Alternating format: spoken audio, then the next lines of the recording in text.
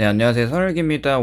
이제 목요일, 금요일 이틀만 고생하면 주말이 옵니다. 다들 화이팅 하시길 바라고요. 네, 오늘은 이제 이번에 나온 헤드라인 뉴스가 조금 눈길을 끌기도 하고, 어떤 구독자분께서 결혼을 하고 나서 장단점에 대해 영상을 한번 공유해달라고 부탁을 하셨는데, 이런 주제로 오늘은 좀 이야기를 해보려고 합니다.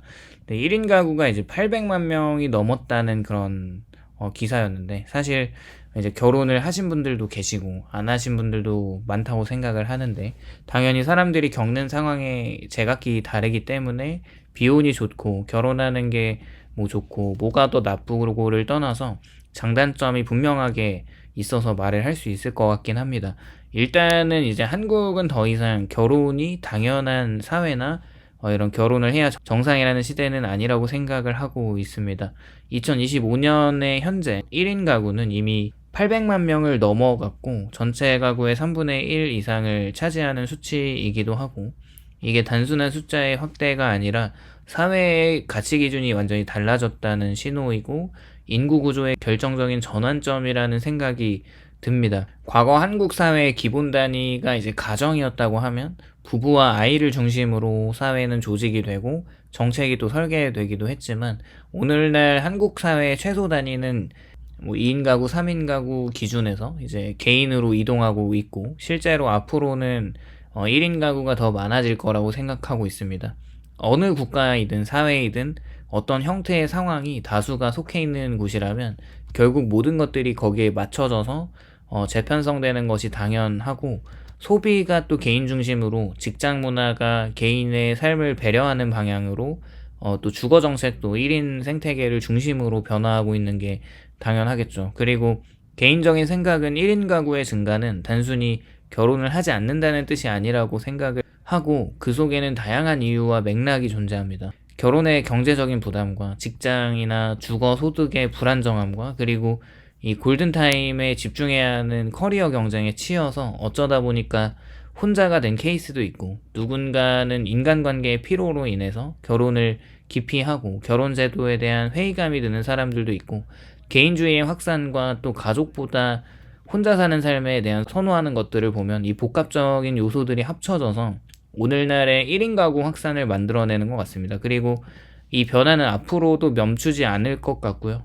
결혼을 선택하지 않은 사람들이나 이제 결혼을 미루고 있는 사람들, 그리고 이혼하고 나서 혼자 사시는 사람들까지 포함하면 1인 가구는 지속적으로 증가할 겁니다. 일단은 행복하기 위해서 결혼을 하려고 한다면 뭐 행복할 수는 있겠죠. 그런데 충분히 결혼이라는 게 꼭 행복을 보장해 주는 것도 아닌 거가 맞습니다.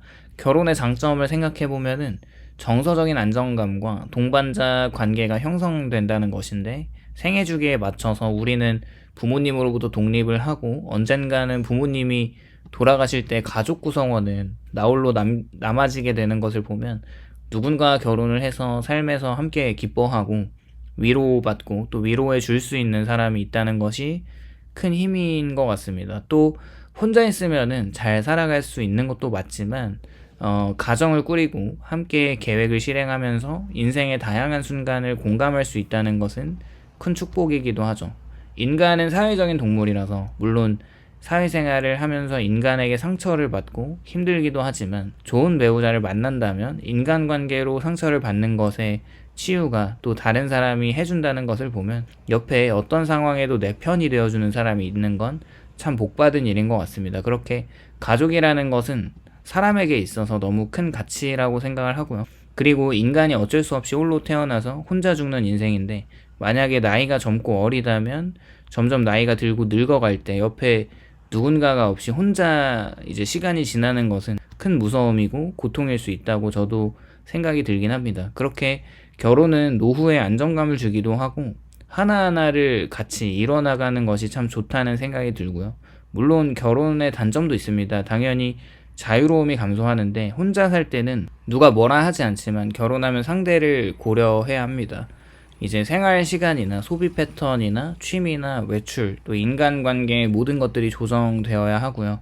그래서 누군가가 이제 결혼을 하기 가장 적합한 사람이 무색무취인 사람이라고 하곤 하죠.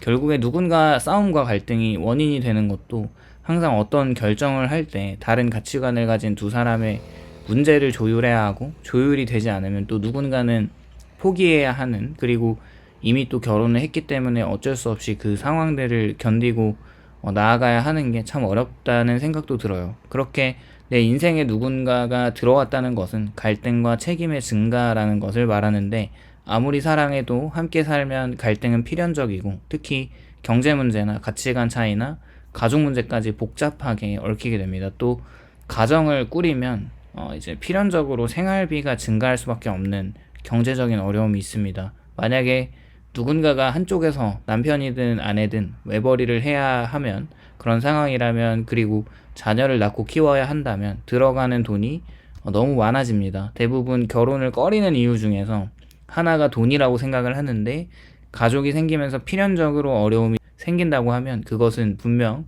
돈 문제일 겁니다. 그리고 그것은 때로는 해결하기가 불가능할 때도 있고, 결혼이라는 선택을 후회하는 상황까지 갈 수가 있는 것이죠.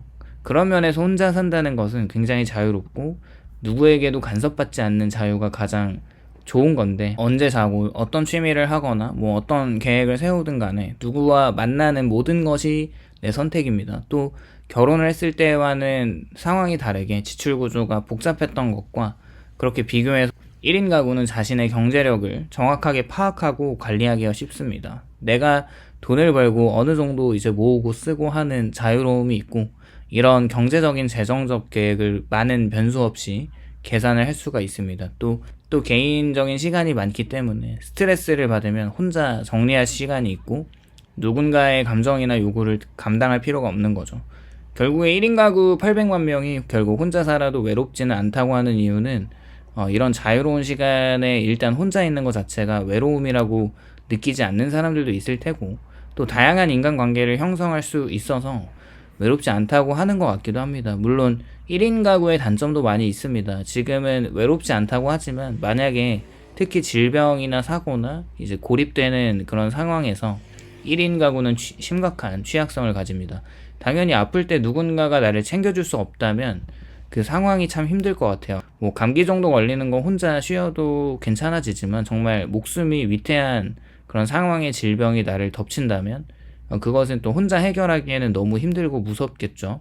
개인적으로도 이런 상황을 겪어본 적이 있어서 그때 이제 배우자에겐 참 감사했던 시간이 있는데, 어쨌거나 나이가 들면은 필연적으로 겪게 되는 이런 질병의 문제들이 분명히 있을 텐데, 그때 서로 의지할 수 있는 사람은 배우자밖에 없다는 것이죠. 또 어떤 면에서는 1인 가구로 살아갈지라도 경제적인 부담이 같이 나타날 때가 있는데, 1인은 이제 모든 비용을 혼자 부담해야 한다는 면에서 주거비나 월세나 전세나 그리고 집을 사더라도 혼자 힘으로 사야 하는 것과, 생활비나 차량 유지비 등 둘이 살 때보다 비용 절감 효과가 거의 없다고 볼 수가 있습니다. 아무래도 1인 가구의 최대 단점은 가족이 없는 노후로 경제나 이제 건강, 심리 모든 면에서 리스크가 클 수밖에 없죠. 사실 이런 장단점이 있는 유형의 삶에서 결혼이 정답도 아니고 1인 생활이 정답도 아닙니다. 사람마다 가치관이나 삶의 목표나 우선순위가 다르고 개인의 행복 구조도 다르기 때문에 그렇죠. 중요한 것은 뭐 남이 강요하는 삶이 아니라 스스로 선택한 삶을 잘 살고 있는 것이 중요하다는 생각이고요. 결혼을 하든 하지 않든 그 결정이 외부의 뭔가 압박 때문이라고 하면 삶은 불행해진다고 생각을 하고, 자신의 선택으로 결정한 삶이라면 그 삶은 충분히 의미가 있고 행복할 수 있습니다. 일단은 뭐 결론적으로 800만 1인 가구 시대는 이런 새로운 삶의 패러다임인 건 확실한 것 같습니다. 전통적인 결혼이나 이런 가족 구조가 더 이상 보편적이지 않음을 의미하는 것이고, 결혼은 장점도 많지만 부담도 많다면 둘 중 어느 것이 더 옳다거나 더 나은 것은 없다고 생각하고요. 어떤 삶이 자신을 행복하게 만드는가가 참 중요하다는 생각입니다.